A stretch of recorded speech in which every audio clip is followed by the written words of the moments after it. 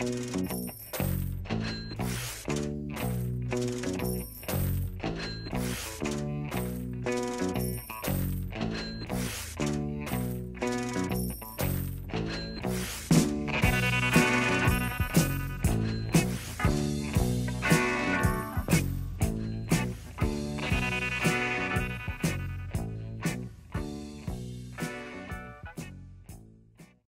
guys, Strong Style Series back again. It's Alex.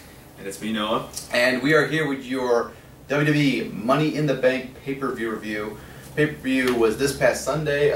Pretty good show from WWE, all things considered, I think. Yeah, it was a pretty solid show. Yeah. Certainly not as... I think a lot of people were expecting bad, and this ended up... in a way, it was like Payback, kind of like overachieving. In a way. I guess you could say that, yeah. Okay. First, we got to get some business out of the way. Hand it back. Where it belongs. I had a heck of a reign, and I'm just, you know, I need a breather. So dude, I'm like I'm just gonna let you. I'm gonna be like Ric Flair. I'm gonna hold this belt like 16 times. So, well, let's get things started with the first match on the show, which was probably one of the better match of the show, even too. The Usos taking on the Wyatt family for the WWE Tag Team Championships. This was pretty spectacular, I think. I was really looking forward to this match because I just thought these two teams were going to naturally click, and they did very well. Luke Harper is a fucking machine. Okay, I'm going to say it right now. That guy is going to be a huge star. I agree. I mean, and I could not be happier, too, because the guy deserves it. Definitely, and he is, man, is he more, he's so athletic, you just don't even, you don't realize it, that he threw that monster drop kick. That was the suicide dives and just man, it was amazing. Eric Rowan is getting better. You know, he's still basically just a placeholder. Yeah, but I didn't feel like he held this match down. I think during the heat segments, he's more moves or something, but he works for getting heat. He's good at that, and he plays his role. You know, but obviously Luke Harper is the workhorse of the group.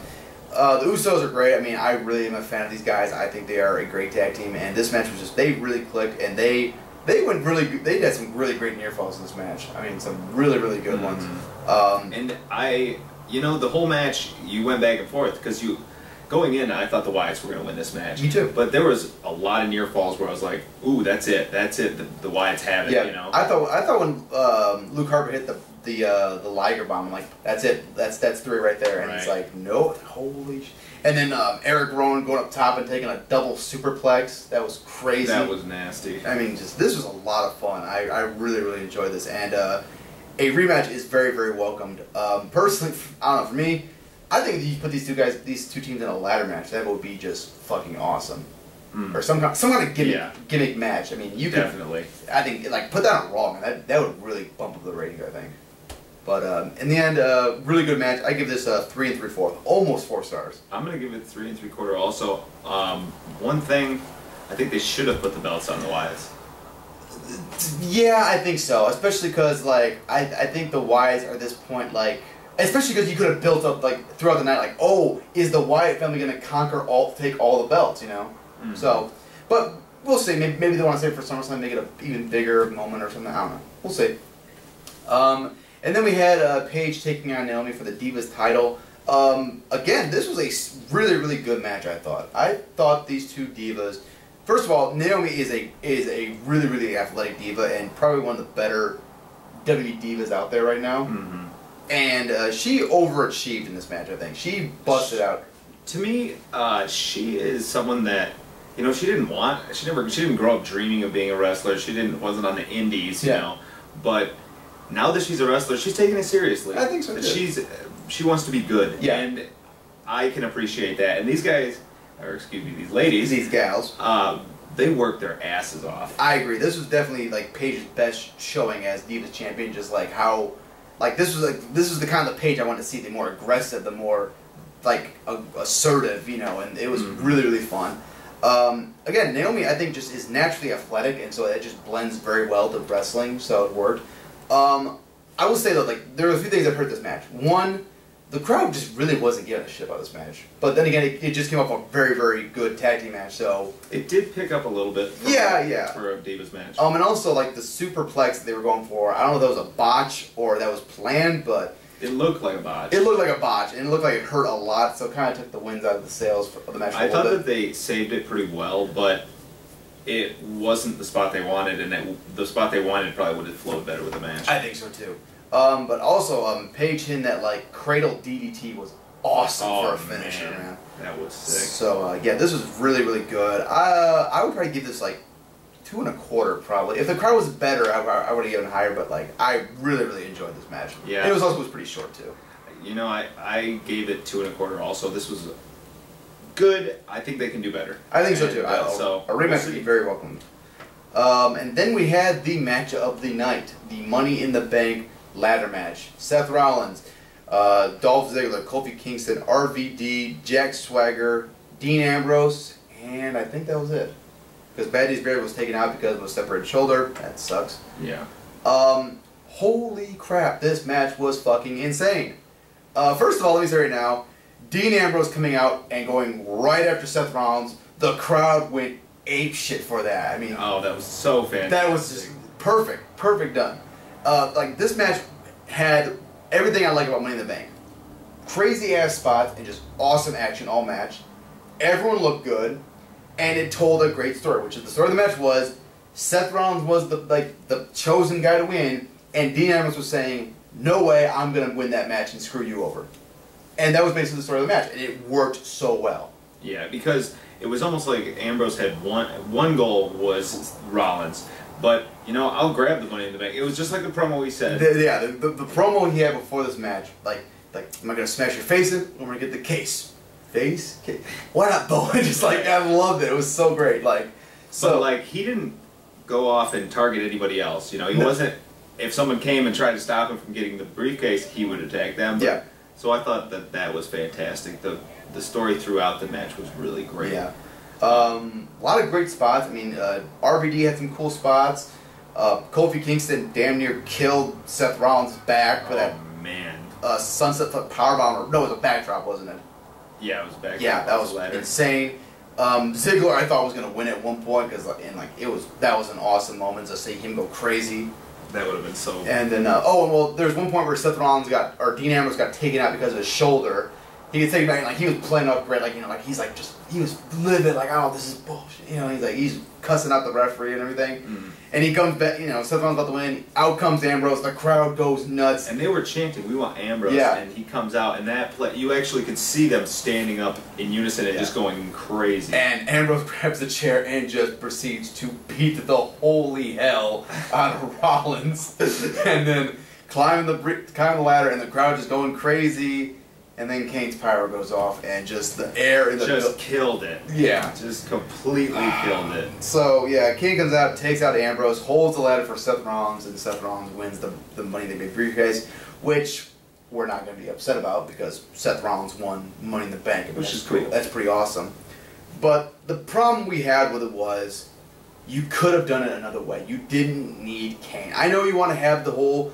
The authority is screwing over the baby faces and evil heels, boo, but it's like, you know, Ambrose was playing up an injury. You could have, you know, you could have had it like where he's going up and like right then Seth Rollins hits his arm and like, oh no, his arm's dislocated again, or, you know, his shoulder popped out again, and, you know, something, you know. Right, any number of things to target that arm.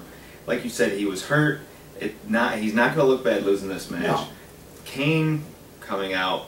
This hurt the match a lot. I think so. It killed the buzz. You know, you had this huge moment, and it just, you know, it was a buzzkill. And then, you know, Seth Rollins looks great. You know, no question. But like, he looks like every other cowardly baby or cowardly heel that there is in wrestling. And just like, you know, why can't a guy be someone different? Like, why can't this guy be a badass? You know. Right. And why do we have to see Kane twice in a night?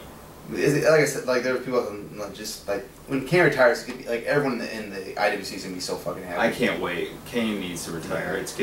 It's just too much. But that being said, this was probably one of the best Money in the Bank ladder matches of all time.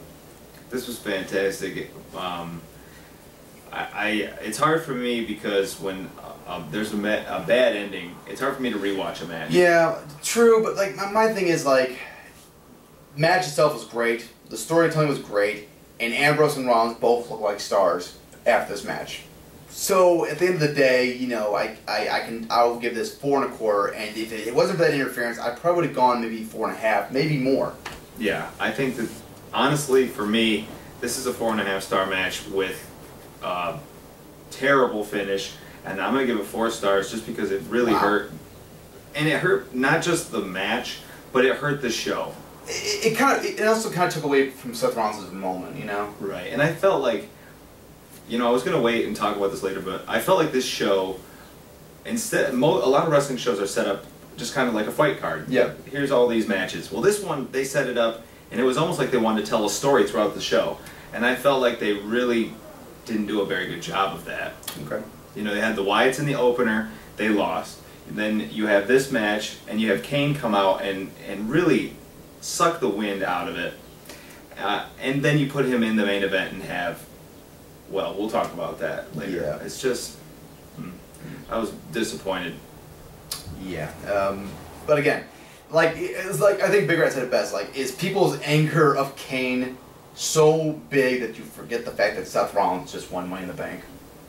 That's a good point, you know. Like, I am a huge Seth Rollins fan, so I can be happy for it. Right, that's great.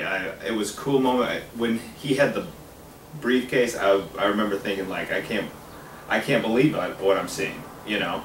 Yeah.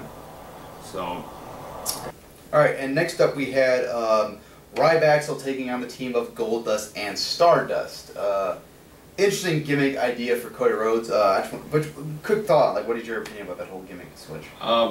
When I first saw it and heard about it, I hated it, but Cody committed, and he does it well, yeah. And I think it'll work. I think it'll be kind of a short-term thing, but yeah. I think it'll work. One thing one thing I like that he does is, like, he doesn't just do the same moves. He actually, like, has, like, a different variation of his offense. He does more kind of goofy, unique moves to fit the character. So that's one thing I like. As it is, this tag team match was, you know, it was a tag team match. You know, it was very. This didn't need to be on paper. No, it did not. Also, like, it had a really stupid finish because Cody Rhodes did a really cool counter into the crossroads, and then Axel broke it up, and then like they did like a stupid roll up finish. It's like, why would you do that? Like, why did you just have the crossroads be the finisher? Right. So, whatever. 2 stars. I give it a star and 3/4. Okay. And then we had Big E Langston Big E taking on Rusev. Once again, I gotta say, Lana wasted on Rusev. Big time. Big time. Although the Vladimir Putin picture always makes me laugh. Every single time that picture comes out of the screen, I laugh. That's a great idea. Yeah, whoever thought of that, like, it's like, okay, that's pretty funny. So, anyway, this match was much like their first match. It was just 2 big juggernaut dudes throwing their weight around. It was not as good as their last one, I don't think. But they did do, I think, they did more to show that Rusev could be a real deal in long term wise. You know, like, he's showing improvements. I mean, I think that this was the same match, a little bit longer, a couple more moves. Yeah. Not bad. No. Decent. What is with Big E and his freaking, like, Al Sharpton impression? Oh my God! What the fuck is happening? The promo. The Martin Luther King. Oh my God, man! It's offensive. Dude, the thing is, Big E's had promos in NXT where he was pretty charismatic, and we know he doesn't talk like that. No, he's been on commentary before. I know. It's just, yeah.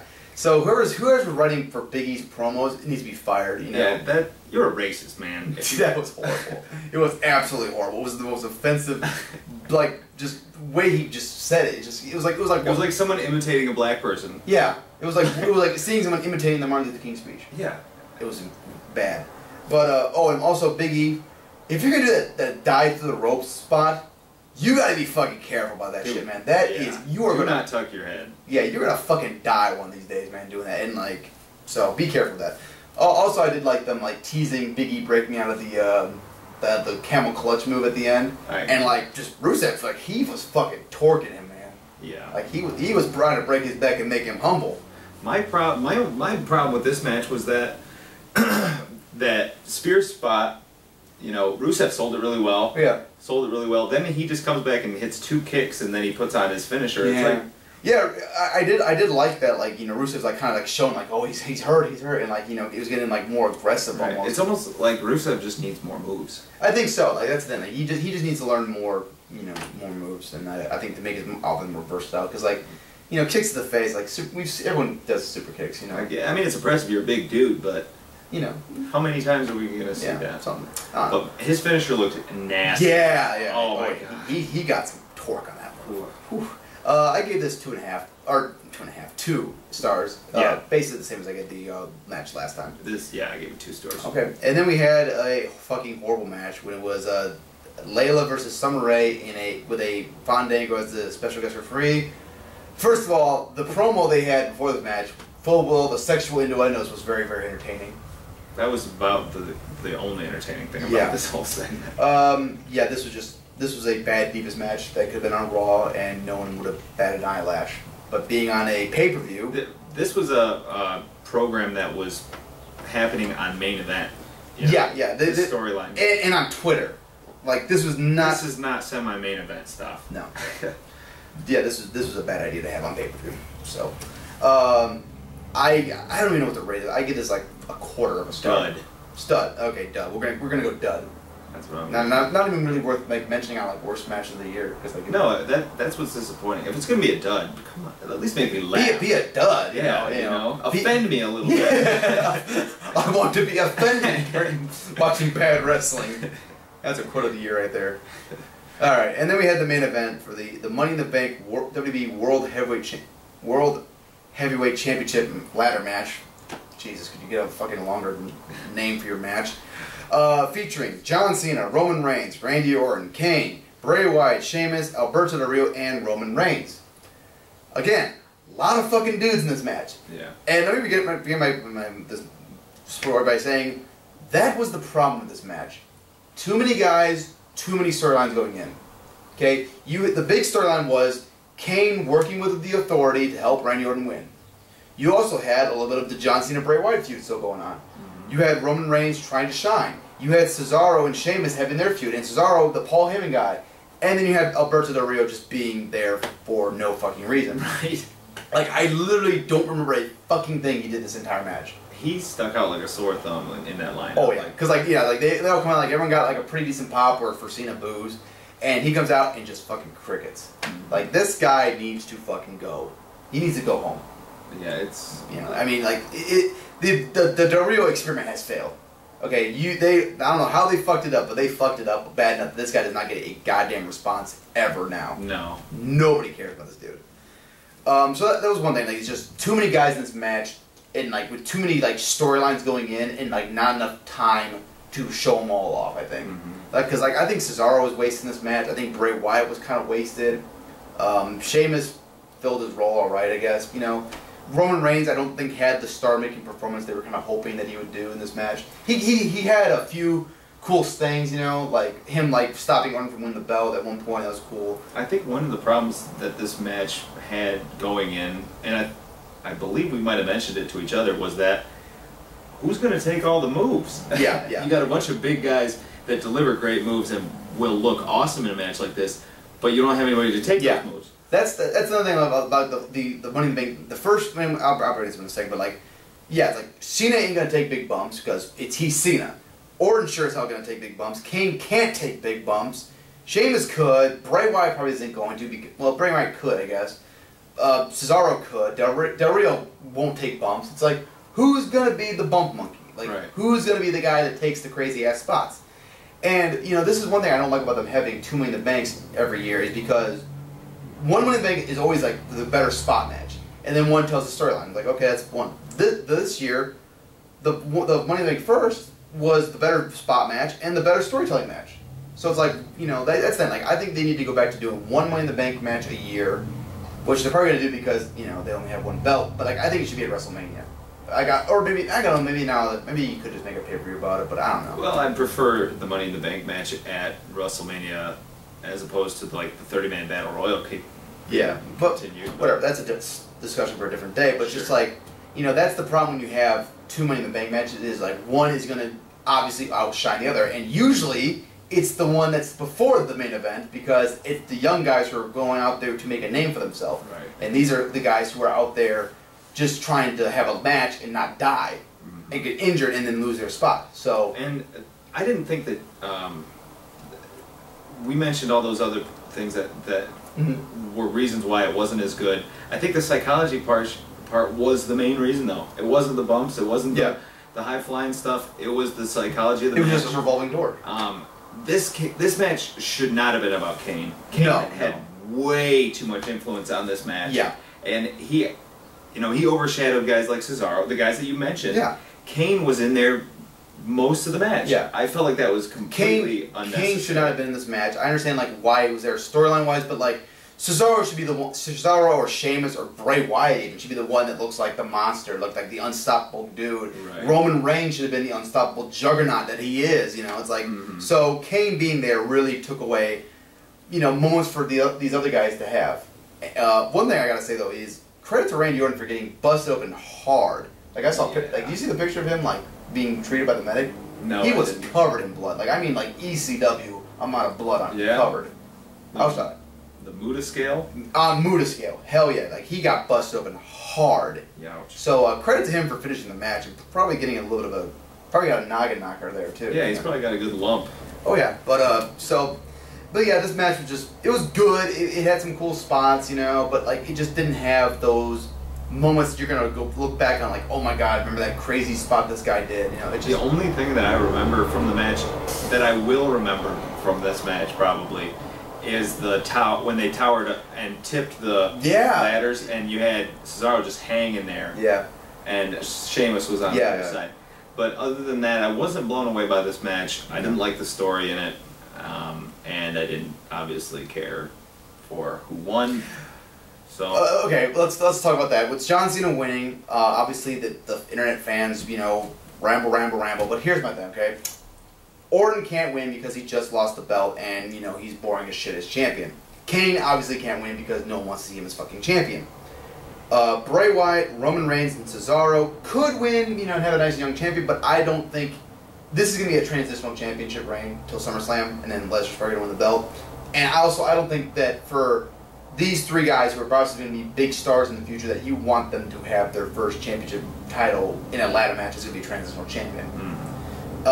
Del Rio obviously can't win because he's nobody, and Sheamus is already United States champion. So Cena was the most logical choice. It's the one that makes the most sense.